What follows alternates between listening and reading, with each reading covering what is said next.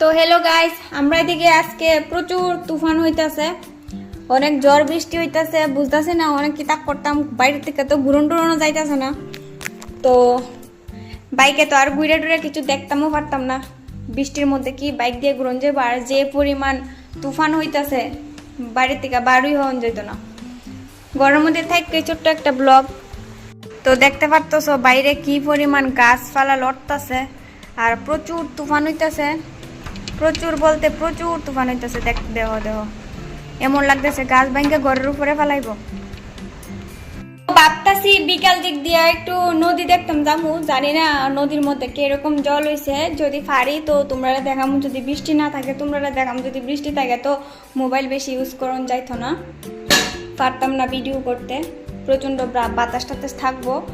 আর অক্ষণে আপাতত বাড়িতেই থাকুম, কিছু কোনাখানে যাইতাম না। আর রান্না বান্না তো করা হয়েছে না, দেখি রান্না বান্না কিটা করতে পারি।